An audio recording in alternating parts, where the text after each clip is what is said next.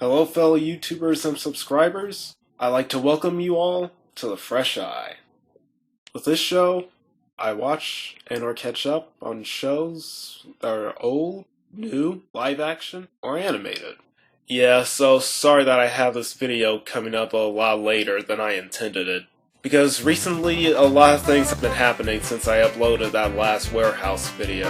I had to go to a wedding, I've been searching for jobs, I now have 2 jobs, working for security, and ironically enough, a warehouse. Yeah, so in other words, I've just been living in the real world. So now I'm just taking a break, and I could get back to watching this show. So, to me, the episode starts out a bit weird, like around 4 to 6 episodes were skipped over. One example is Pete, sorry for mistaking his name for Freddy, playing ping pong with a mirror universe version of himself. And he better be careful with that. And the second example is the other person, Lena, aka the weird bread and breakfast owner. Let me know if your bed is big enough for you. Just appears inside the warehouse office. So getting back to the episode, Mika and Pete are now tasked with going to Chicago, since there's been a string of 3 robberies in the city from a person decked out in full black. And one thing I will admit that this episode does much better than the first one is actually showing the weird occurrence and giving me the chance to judge for myself what's going on. And once they arrive at the bank, I noticed 2 things. I became a bit more right with their teamwork quirks that are a little bit similar to Steed and Peel from the Avengers. Also, Pete is pretty much a legs man.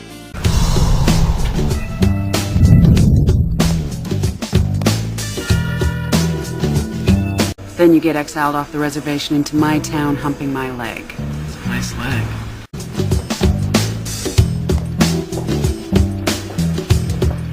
I'm in love.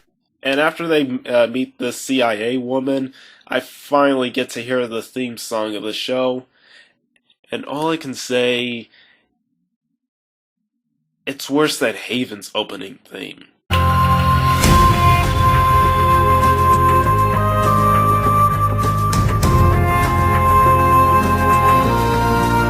So after I hear the theme song, which at this moment isn't growing on me exactly, there's a few weaknesses I see in this episode. The first weakness that I noticed in this episode was the subplot concerning the boss, Artie, aka the guy who might be my favorite character in this entire show, and it's a bit confirmed more in this episode. The subplot with him is that he's trying to find a video hacker who has gotten into his computer system. So this leads him to the former CIA boss of Mika and Pete, to which he thinks is the main culprit. But I still think he's related to the culprit anyway.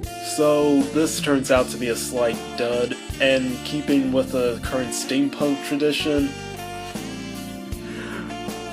there's a Steam flash drive that he carries and uses. Artie does realize that he's in the 21st century, right? So going back to our 2 main attractive leads, this time they have to deal with an artifact that affects people with an instrumental song that lulls them with relaxation and forgetfulness. And this lets the robbers get away with their crimes. And once Pete and Micah track them down, it's revealed that the robbers are actually stealing money for the sake of a poor old man named Eric Marsden. And the robbers turn out to be his caretaker, his sound engineer, and his estranged daughter. Now here is where I find weakness number 2, as the episode just abruptly shows their identities. And it also gives the mystery of who's robbing the banks less weight, as the audience now know who the robbers are. Not to mention it feels a bit nerve-wracking that I know the identity so soon, but our 2 main characters are just so close to knowing their identities as well. Just makes me wish they knew a bit sooner. Now, the third and final weakness was the subplot with Mika and her family troubles. Now, I get the fact that this is something new revealed about her character, however, much like the hacker subplot, it felt a bit sudden as the first season of a show goes. And it didn't seem that interesting to write either, as this subplot only occasionally interrupts the episode. And it doesn't come full circle until she sees Eric and his daughter together at his house.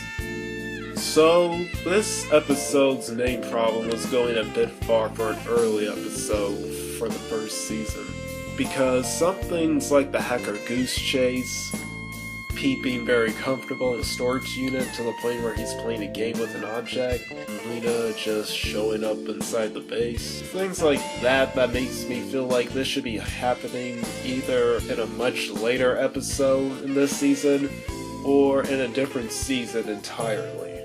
The main plot of the episode, I feel, was ruined a bit, but only because they revealed the identities too soon. Now, I know I'm supposed to not really care about these people in the same way I'm supposed to care about the initial characters, but it's not like it's one of those shows where we see someone doing something illegal and they're meant to get away with it because they're the main characters. They're just minor characters in a mystery show, so they should have a bit more mystery to their identities until somewhere near the end.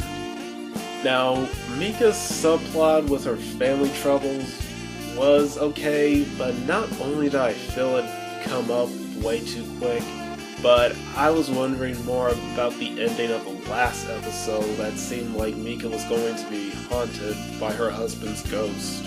Now, I know my words kind of sound a bit negative regarding this episode, but there are a few positives that I did see. The first will be Artie, played by Saul Ribnick, and he is so enjoyable to watch in the episodes that I've seen so far.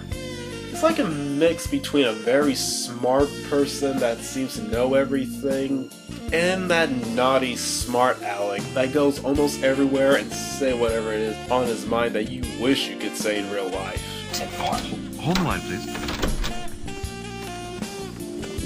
Forgot something? Who the? What was that? Kodak moment.